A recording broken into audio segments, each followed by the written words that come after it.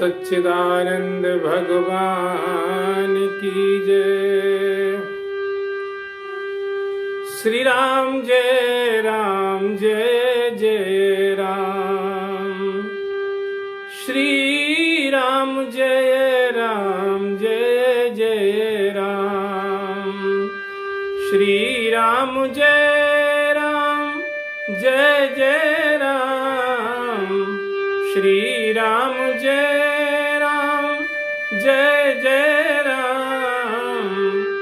श्री राम जय जय राम। श्री राम जय जय राम। श्री राम जय जय राम।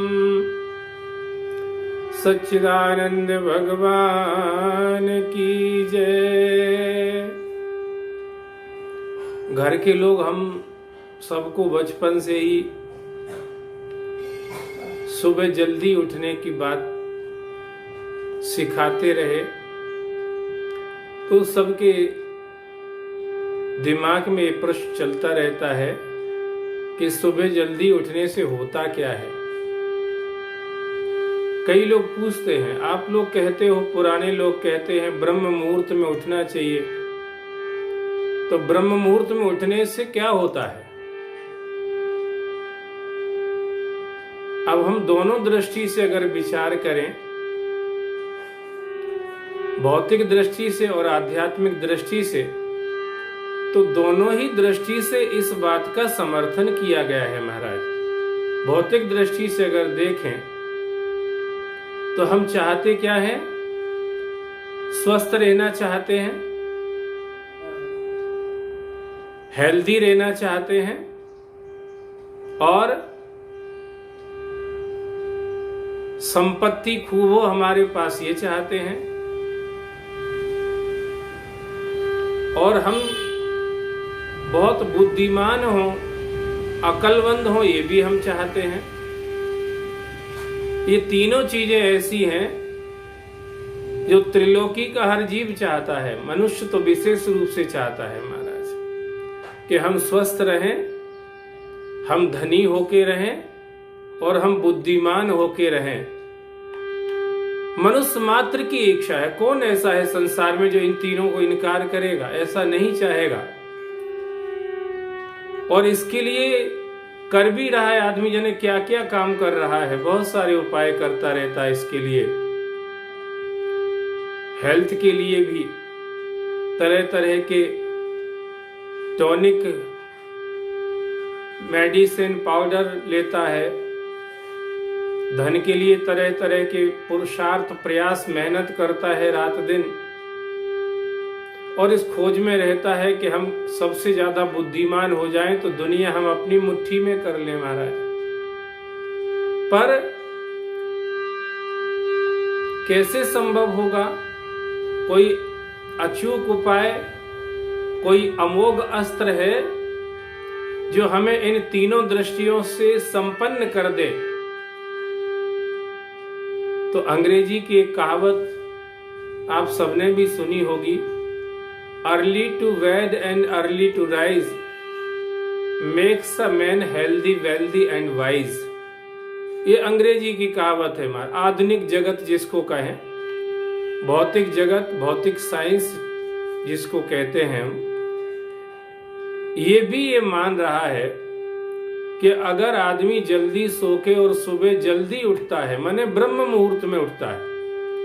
ब्रह्म मुहूर्त का मतलब है सुबह 3, साढ़े 3 के बाद जो समय शुरू होता है और जब तक सूर्य उदय नहीं होता है, ये जो समय है इसको ब्रह्म वेला कहते हैं, इसको ब्रह्म मुहूर्त कहते हैं।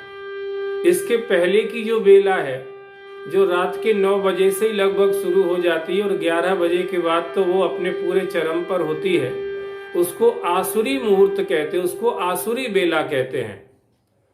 इसीलिए अब आप देखिए समय का किस तरह से प्रभाव पड़ता है। वो दोहा आपने सुना होगा, समय समय की बात है और समय बड़ो बलवान, और भीलन लोटी गोप का वेई अर्जुन वेईवान। समय का कितना प्रभाव पड़ता है। समय किस तरह से हमारी मानसिकता पर असर डालता है। जितने आसुरी काम हैं, चाहे चोरी का हो, चाहे डकैती का हो, चाहे मर्डर का हो, चाहे लूटपाट का हो, चाहे काम आदि विकारों की पूर्ति का विचार हो, ये सारे काम सामान्यतः आदमी इस आसुरी बेला में ही करता है, क्योंकि ये समय उसको सपोर्ट कर रहा है, उसके अनुकूल बैठ रहा है। ये सारे कार्य आसुरी हैं, इसलिए आसुरी बेला उसको इसमें सपोर्ट कर रही है। इसलिए ज्यादातर इस तरह के काम इसी टाइम पर होते हैं, रात्रि के इसी टाइम पर होते हैं। इसी तरह से जो भगवान को पाना चाहता है, भगवान से मिलना चाहता है, भगवान का साक्षात्कार करना चाहता है, भगवान का अनुभव करना चाहता है, भगवान को जानना चाहता है, तो उसके लिए भी एक मुहूर्त है जिसका नाम है ब्रह्म मुहूर्त, जिसका नाम है ब्रह्म वेला। तो जिस तरह से ये आसुरी बेला आसुरी कार्यों के अनुकूल बैठती है, ऐसे जो ब्रह्म वेला है, ब्रह्म मुहूर्त जो है, वो ब्रह्म मिलन के अनुकूल बैठता है महाराज, भगवत मिलन के अनुकूल बैठता है। भगवान को पाने का 24 घंटे में सबसे अगर श्रेष्ठतम समय कोई है तो वो ब्रह्म मुहूर्त ही है, क्योंकि उस समय आसुरी शक्तियां शिथिल हो जाती हैं, सो जाती हैं, निद्रा के आगोश में समा जाती हैं, प्रकृति बिल्कुल शांत होती है, दैवी शक्तियों के जागरण का वो समय होता है। ऋषि मुनि साधु देवता भक्तजन सज्जन लोग श्रेष्ठ संस्कारवान लोग इस समय अपने आप जगते हैं महाराज, और उनकी ये ब्रह्म सिद्धि पूर्ण होती है महाराज। तो भौतिक दृष्टि से देखें चाहे आध्यात्मिक दृष्टि से देखें, दोनों ही हिसाब से ये समय ही अनुकूल बैठता है। जैसा अभी मैं वो अंग्रेजी का आपको स्लोगन सुना रहा था, makes a man healthy wealthy and wise.